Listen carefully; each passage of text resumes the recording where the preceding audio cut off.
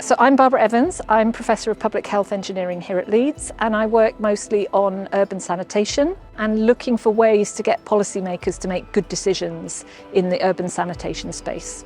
So we have one big project which is called the Shit Flow Diagram Project. I don't know if I'm allowed to say that, which is an effort that we made to visualise how human excreta flows about in a city. Sounds a bit yucky, but we do it so that we can have serious conversations with policymakers about where to make their best investments. Often we're trying to shift investment from big infrastructure being the sort of default decision to perhaps a blend of infrastructure and improved management and community engagement to change human behaviour. So we're using visualisation to describe quite complex processes in very simple ways. We also sometimes use sort of tool-based approaches. We have a very nice tool that was developed by the World Health Organization called Sanitation Safety Planning. And in a sanitation safety planning exercise, you think about a city, you think about where all the human excreta poop is produced, and you think about all the people that live in the city, and you essentially get everybody in the conversation to take a role in that process.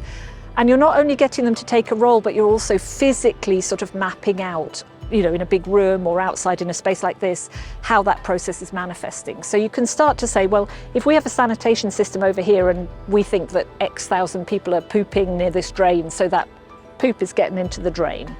And then you've already physically discussed that that drain flows down here to where you might be standing, and you're a farm worker and you take water out of that drain with a pump or a bucket and you irrigate lettuces.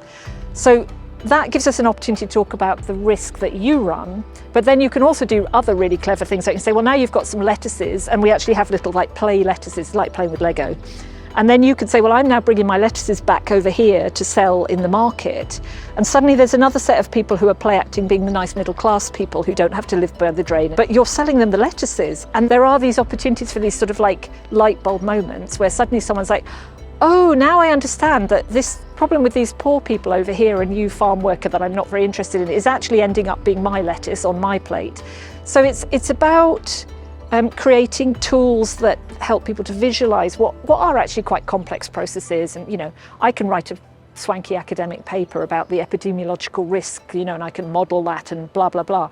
But in terms of getting policymakers and the city to support doing something quite difficult, like, well, we'll have to invest some more money in improving this situation, this sort of visualisation and doing it collectively, for an ordinary person involved in that conversation, it's much more visceral when you can sort of picture that happening.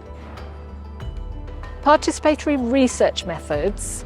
If I'm saying, how does participatory research inform policy? I would almost switch it over and say, how do we design research in ways that ensure it has the potential to influence policy?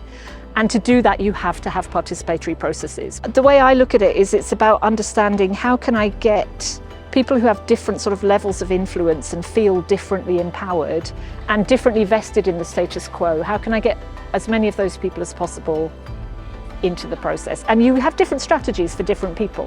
I mean, people that have no voice are very, very keen on getting voice. People who have had plenty of power and plenty of voice are not that keen at exposing themselves to voice, right?